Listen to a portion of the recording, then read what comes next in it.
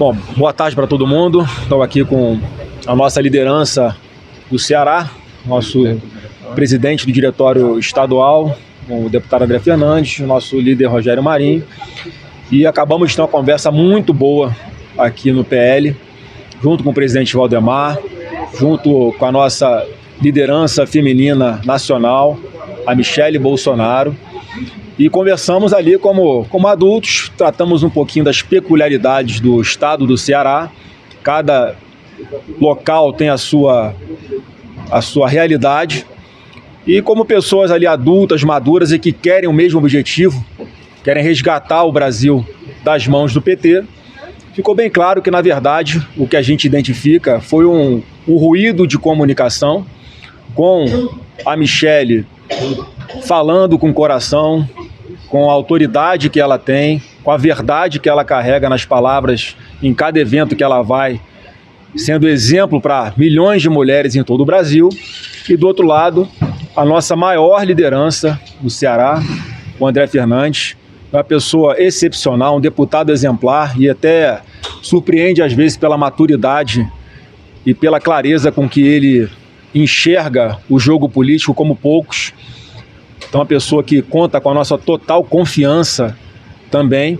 Então, em função desse ruído na nossa comunicação interna, já que as tratativas sobre todos os estados do Brasil já vem acontecendo de forma preliminar, mas acabou vindo a público de uma forma ainda muito prematura lá no estado do Ceará, no evento que ocorreu nesse final de semana, o que a gente chega à conclusão é que a gente precisa pensar uma forma de combater o projeto do PT no Ceará.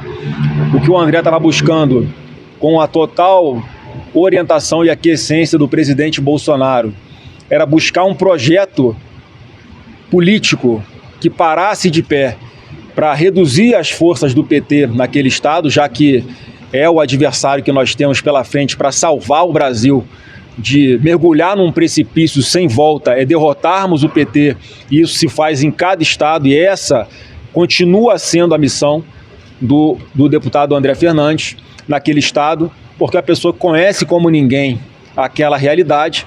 E o que a gente pode falar nesse momento é que daqui a pouco vocês vão ver aí nas redes sociais já o total acordo, composição e alinhamento da Michele com o André. São duas pessoas que têm a percepção ideológica, que sabem da importância de defendermos os nossos princípios, e que, outro lado também, isso que a gente tem que botar na balança em cada estado. É difícil fazer isso na política, até que ponto a gente consegue equilibrar esse projeto de unidade contra a esquerda e que a gente também preserve os nossos princípios, que são inegociáveis. Então, é o que eu tinha falado nesse momento. Eu acho que a gente dá um passo importante aqui de amadurecimento, de demonstração de maturidade, e que daqui para frente a gente vai fazer como tem que ser feito sempre, a gente conversar internamente com quem conhece melhor a realidade regional. O André não pode analisar o Rio de Janeiro como eu posso, eu não consigo analisar o Ceará como ele consegue, o Marinho da mesma forma no Rio Grande do Norte, e nós três aqui estamos pensando no Brasil, estamos pensando no presidente Bolsonaro, qual é a melhor forma que a gente tem de recolocar o nosso projeto de país para voltar a prevalecer a partir de 2027, e analisando cada cenário com muita calma. Então foi o que aconteceu ali, duas pessoas querendo acertar, duas pessoas trabalhando com a verdade de buscar alguma composição para derrotar o PT no Ceará, e aí a gente viu o que aconteceu e agora já conversamos, resolvemos, não vai acontecer novamente, a gente vai cada vez mais tomar o cuidado de fazer as nossas composições, sempre ouvindo quem são nossas referências nos estados, e o André vai continuar seguindo, André, nesse trabalho de buscar ali a melhor composição, para que a gente consiga lá no Ceará ter um desempenho melhor, porque você é uma pessoa que fez uma campanha à Prefeitura de Fortaleza excepcional, você é uma pessoa que tem um carisma, que tem a nossa total confiança para tomar as decisões ali junto com a gente, mais uma vez, para a gente pensar no Brasil inteiro, e lá no Ceará a gente quer continuar contando muito com a sua força, com a sua inteligência, com a sua maturidade, para que a gente possa fazer a coisa correta. Tá? Michele está autorizada a novos posicionamentos em relação às disputas estaduais? A Michele, ela está, como eu falei já anteriormente, em função do que está acontecendo com o presidente Bolsonaro, a gente cria uma dificuldade de comunicação. Eu tenho 30 minutos por semana para falar com o nosso líder, né, e com o pai também, né, tem que dividir esse tempo ainda para conseguir levantar o moral dele. Ele hoje estava lá numa situação bem difícil, soluçando bastante, reclamando que tinha passado a noite teve refluxo de noite, tá numa sala de 12 metros quadrados, trancado na chave o dia inteiro, com a sala ao lado, um barulho infernal do ar-condicionado central daquele prédio da Polícia Federal, de 7 da manhã às 7 da tarde, às 7 da noite. Então, a pessoa inocente que está sendo torturada, passando pelo que está passando, e ainda assim eu tenho que falar com toda a capacidade de não trazer mais problemas para ele. Então essa é a dificuldade que a gente está tendo agora, mas a Michele participa do núcleo duro aqui do partido que vai tomar as decisões, porque ela tem um posicionamento muito cristalino, muito transparente, muito verdadeiro, e com a visão que ela, uma pessoa que tem percorrido o Brasil todo, que ela pode colaborar e muito para que a gente tome as decisões corretas em cada estado. Senador, ela entendeu o posicionamento dos senhores, então, com relação a... Eu acho que todo mundo viu que, mais uma vez, houve um ruído de comunicação e todo mundo querendo acertar. A Michele querendo acertar, o André querendo acertar, eu querendo acertar, o Marinho, todo mundo querendo acertar. Não tem divergência entre a gente, não tem briga, não tem confusão.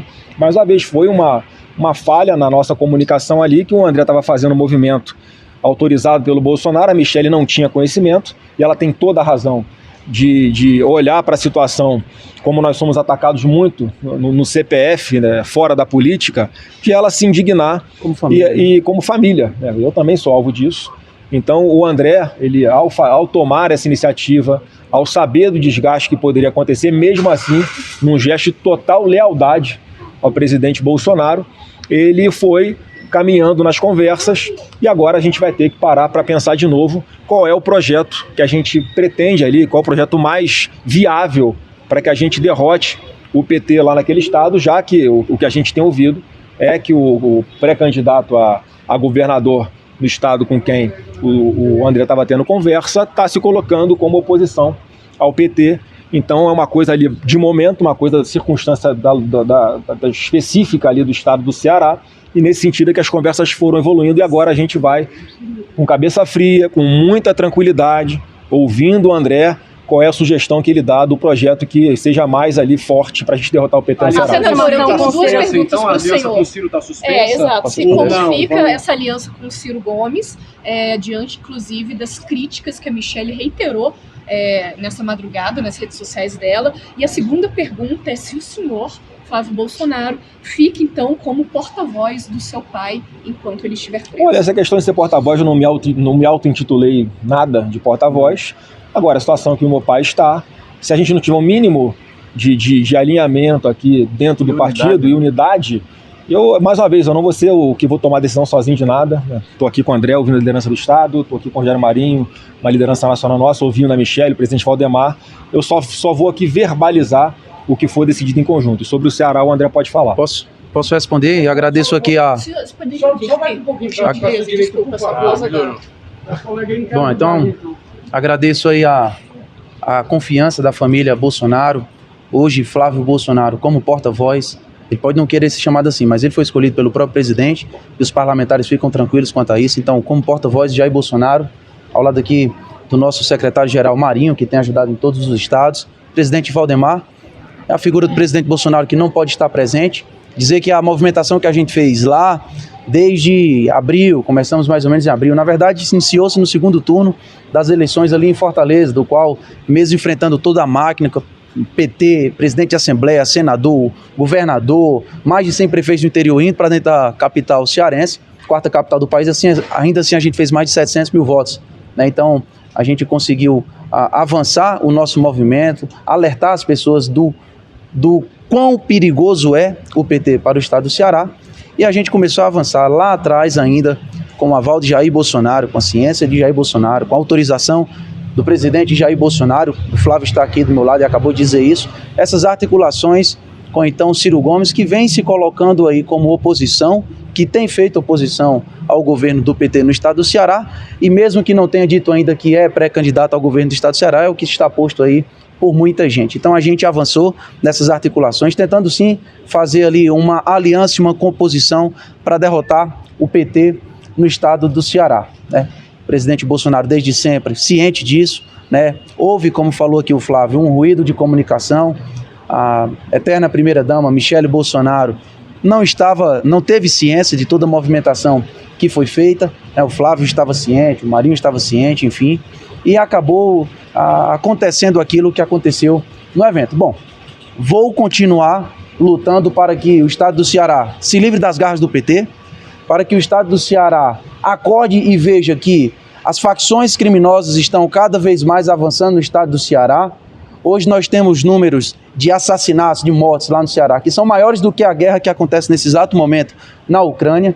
O Ceará simplesmente parou no tempo e, como presidente do Partido Liberal no estado do Ceará, como uma figura e um grande aliado de primeira hora de Jair Bolsonaro, da família Bolsonaro, da direita, dos conservadores no estado do Ceará, eu estou aqui para dizer que faremos essa composição em conjunto, acato a ordem do Diretório Nacional, do presidente Valdemar e do presidente Bolsonaro, que lá atrás havia me autorizado a tentar essas articulações, mas, ao que tudo indica, pelo momento, nós vamos dar uma pausa, nós vamos repensar, nós vamos analisar um futuro melhor para o estado do Ceará, e eu agradeço a confiança de continuar à frente nessa articulação. Espero poder ajudar e contribuir para que o Ceará se livre do PT no estado, mas também possa dar a parcela de ajuda nacionalmente. O senhor já conversou até quando, presidente? Até quando essas negociações com o senhor? Não tem prazo para isso. Não tem prazo. O senhor já conversou com o ex-governador Ciro Gomes? E se houve algum tipo de conversa do senhor com a Michele Bolsonaro? Gente, peraí, por favor.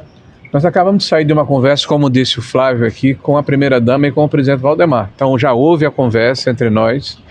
O que está havendo, na verdade, é que o presidente Bolsonaro foi impedido de se comunicar com a população e também com seus correligionários durante mais de 100 dias, em função de um inquérito que ele não havia sequer sido condenado. Agora, a maneira como está sendo cumprida a execução da sua prisão após o trânsito em julgado, né, impede que nós possamos acessar o presidente. Só quem pode acessar são médicos, advogados e a família, como disse aqui o Flávio, a cada 30 minutos por semana.